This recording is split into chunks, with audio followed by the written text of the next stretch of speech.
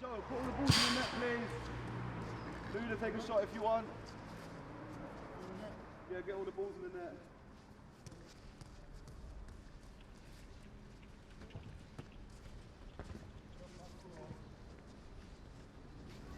Right, well done guys, well done guys. Now, I want you to sprint on the spot, yeah, and see how many times you can touch the floor as quick as you can. I want to get the heart rate pumping so we can get to the stretches. Excellent, excellent, excellent. Is everyone's heart pumping nice and fast? Yeah? If it's not, then run to the white line. Okay, everyone's heart pumping. That's good, man. Right, so now we'll get into the stretches, guys. We are Minds United FC, a community football club supporting adults with mental health issues and substance misuse. We train here at Emsley Horniman's Pleasance every Saturday 12 till 2.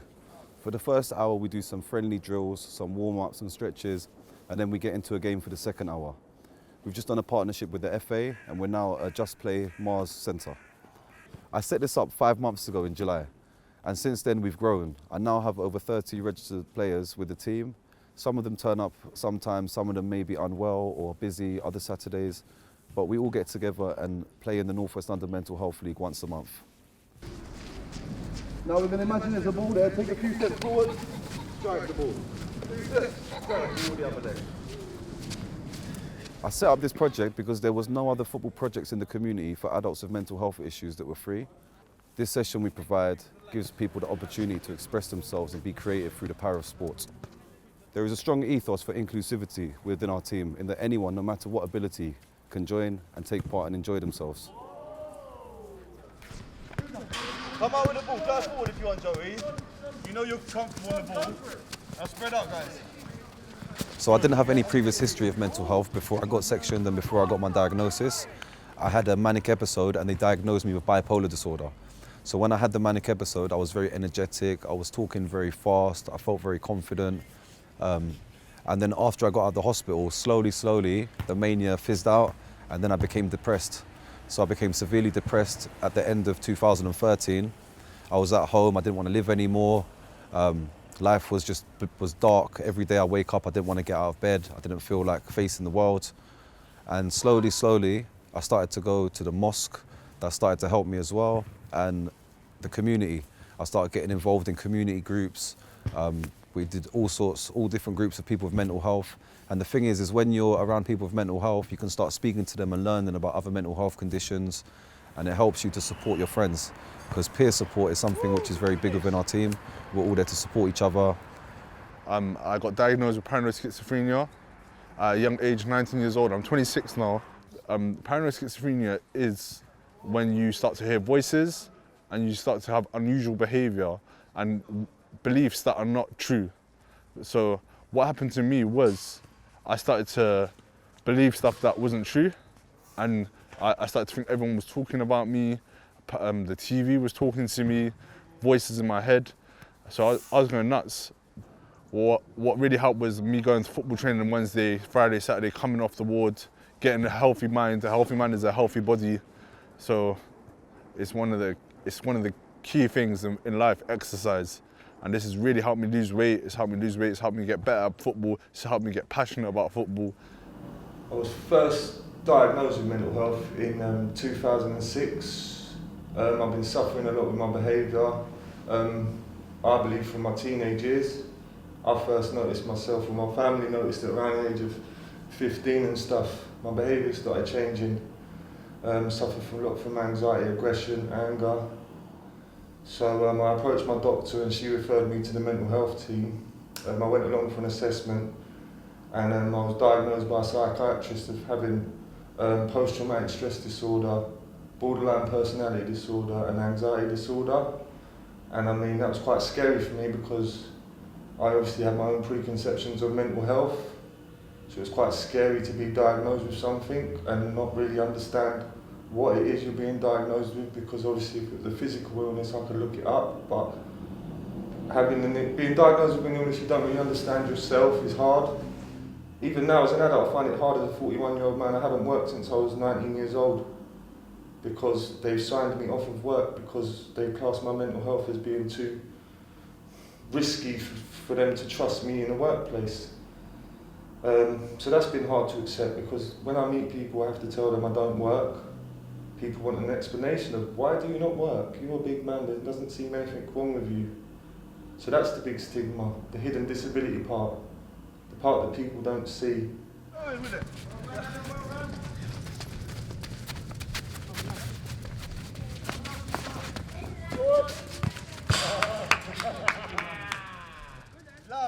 So these groups and things that I've been doing in the community have helped me to build up my confidence around being accepted, because when I do the football, I'm in a safe space with other peers who have similar experiences. So for once in my life I feel accepted by a group of people, so it helps me feel more accepted by society, and in turn that's been helping improve my well-being.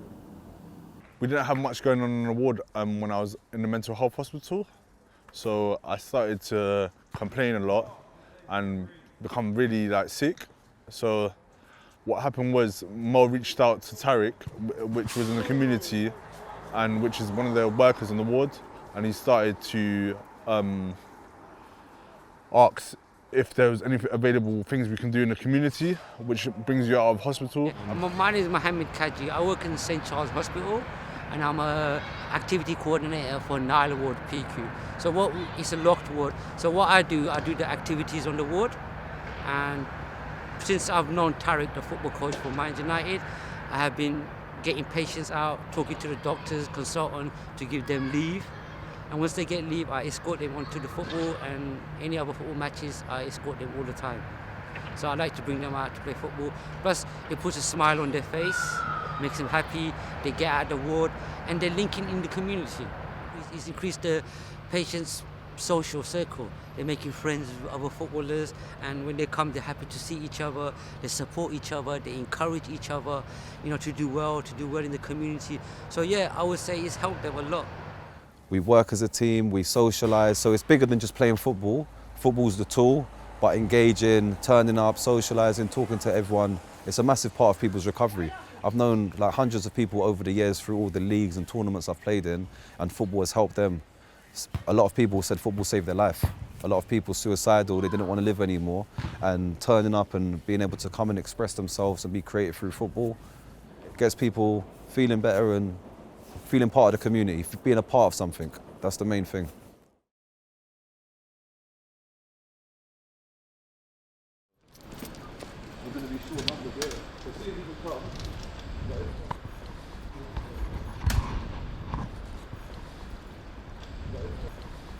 So my dad's Moroccan and my mum's English. My dad was born in Morocco and they met more than 30 years ago and they've been married ever since.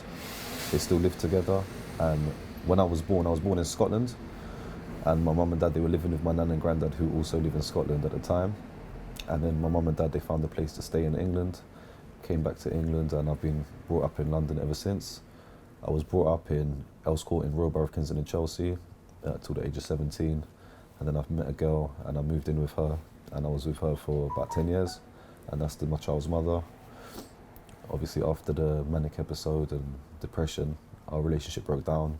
So when we broke up in 2014, I met another girl, I started living with her for a few years, and I got my own place through the council. So I was homeless. My social worker, he took me to the Royal Borough of Kensington and Chelsea Town Hall, and they managed to get me a flat because I was a vulnerable adult, single male, living alone with a mental health problem. And I was given temporary accommodation in a hostel in Earls Court. And luckily at the time, my girlfriend was just living down the road, so I was spending most of the time with her. But sometimes I was staying in the hostel, and I was only in the hostel for 1 year and 3 months, and then I was bidding online and I got my own flat. And that's where I am now. I've been here ever since in Shepherd's Bush, and I've been here living here in Shepherd's Bush since 2016. I found it difficult to adjust because my whole life I'd been living with girls or living with women. So I'd always been looked after, they'd looked after me, done my washing, done my cooking, whatever. So it was very hard to adjust and learning how to do stuff and be independent, do my own washing, do my own ironing, do my own cleaning. And yeah, I still find it hard to now, but I've managed to slowly, I'm getting better. I've been discharged from the mental health services since 2016. They know I've got bipolar, which is a lifelong condition, but they don't feel like the early intervention unit didn't feel like they needed to have me anymore. So I don't actually have any support in the community for my mental health. If I need to go to the GP, I go to the GP, but I try and manage it myself and do my own research and just do my best, try and control my condition. So I pick up my daughter twice a week from school, every Monday and every Thursday, and I spend the weekend with her once a month. She comes around to stay here with me or at my mum's house. And me and my daughter, we have a really good relationship. I teach her a lot about sports, and I want her to know as well the way that men think as well. When I'm not playing football or when I'm not seeing my daughter, if I'm not volunteering, most of the time I'm here in my house. Sometimes I watch YouTube. I try and do as much as I can to do with the football as I can. Emails, dealing with emails, emailing the FA, emailing different organisations as well, different projects, trying to network with other projects as well. It's important. I signed up to Community Champions, and I've got a couple of my players to sign up as well. So we volunteer in the community at different events, and a couple of my players, they've started to volunteer at the community church as well. So I'm helping my players who are not working get back into part-time work, doing a bit of volunteering, and it's nice for them because it fills up their spare time. They haven't got so much time to think about things that might not be going their way in life, and it's making everyone like better people as well. Okay, so this is my trophy cabinet. I've won a lot of awards here, from Golden Boot to Player of the Season. I'll show you my first one. So this is the first one that means something to me. It's an individual award. It's the Golden Boot that I won in 2016. So I scored the most goals for my team out of all the players in the league. This one here, 2016, 2017, another individual trophy, and that's for Player of the Year. So that was from the Surrey Community League. That's what they awarded me at the end of the season. So the first team trophy that's sentimental to me is the Woking trophy. So 3 years after we entered that first tournament, we won the cup, which means we were the best team out of all 16 teams in the tournament. And I coached and played in this tournament as well. We just won in the final in the last 3 minutes of extra time, so we didn't give up to the final whistle.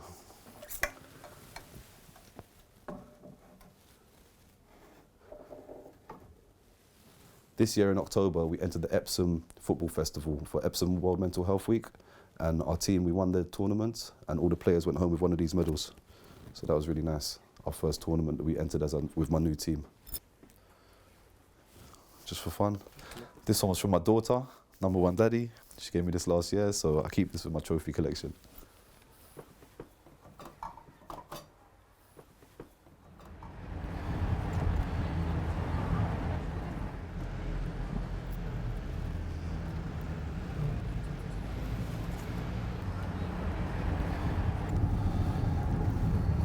So yeah, we're on the way to Ladbroke Grove now. I'm going to go and pick up the chairman. I'm going to go and pick up the chairman, Joe.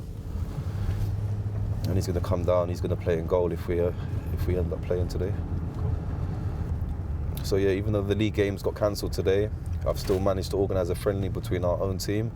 So we'll have mixed ability teams, 2 mixed ability teams, and we'll have a little 5-a-side friendly today so that the guys can still get out, have fun, enjoy themselves and keep themselves busy on a Friday. As you can see in the background, I don't know if you can see it, but there's Grenfell Tower up there. If you go past here, maybe you could see it in the background. As you can see up in the background there, it's Grenfell Tower. A lot of the people in the community were suffering from the tragedy, and they still are, so it's good that we can get everyone out for the day, enjoying themselves, playing some fun, friendly football.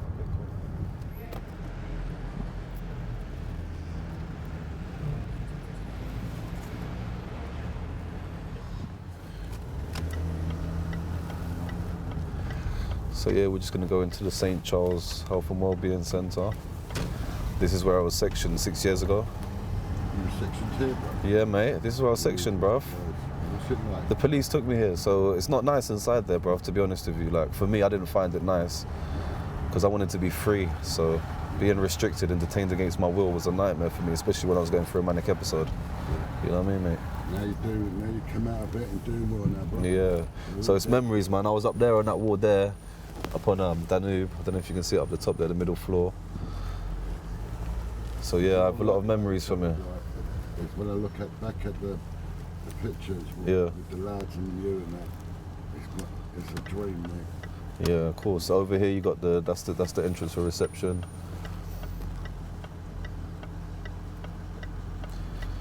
And yeah, so this is where we used to come outside and smoke. If you had escorted leave, you could come out here.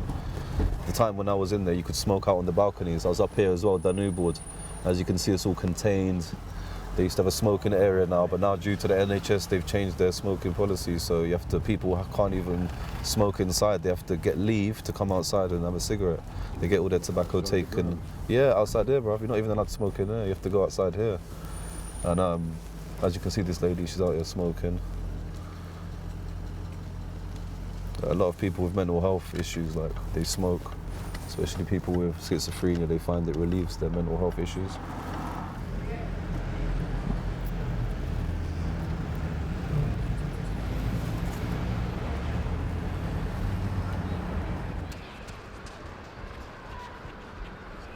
Yeah, come back on the way back, heel flex, and then we'll take 2 steps, open the gate.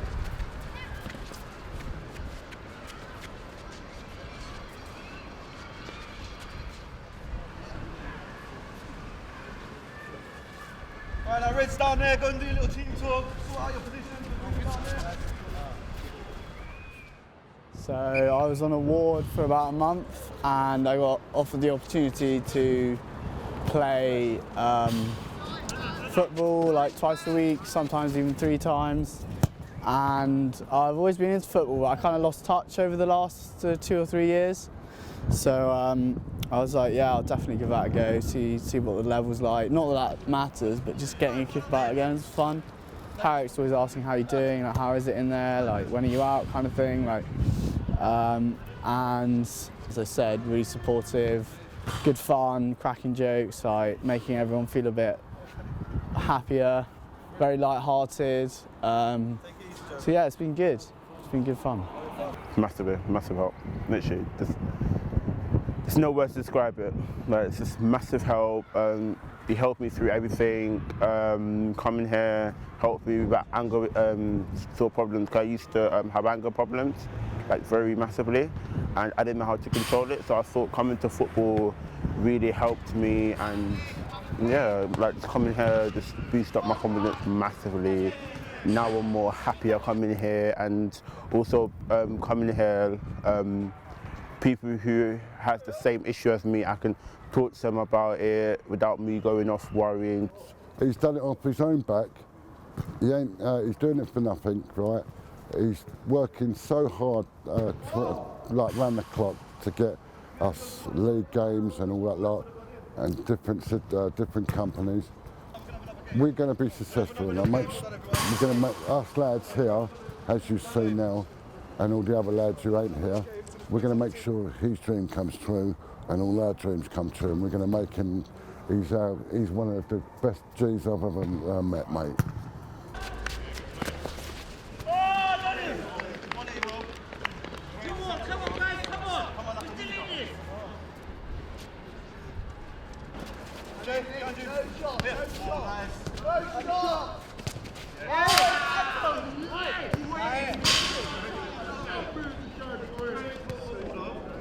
The team has really come together. They celebrated my birthday on Saturday, so it's really supportive. You know, not only they're my team players, we become friends and family. Any problem I have, if it's financial, if it's me traveling, you know, they'll help me with them things. So this team has really supported me in so many ways, and I'll mind FC till I die. So to be honest with you, as long as we don't end up at the bottom, I'll be happy with my team. But even if we do end up bottom, it's not about win, losing or drawing. It's just about getting everyone out for the day, enjoying themselves, and like I said, connecting the community. At the moment, we're currently in 4th place. We've had 5 wins and 5 losses. It's just about developing the players, developing the team, and getting used to gelling. Obviously, we're just a new project, so we're not used to playing as a team. These other teams have been playing in the league for years. So yeah, no expectation, no disappointment. We want to end the stigma attached to mental health, let people know it's okay not to be okay, and just spread knowledge. Keep everyone together, like I said, and just tell people that need to remind them sometimes the way they're feeling, they're not going to feel like this forever. This phase will pass, and I live by that. I try my hardest to manage my mental health condition and keep it under control, because if I don't control my condition, the condition will control itself. And that's it, yeah.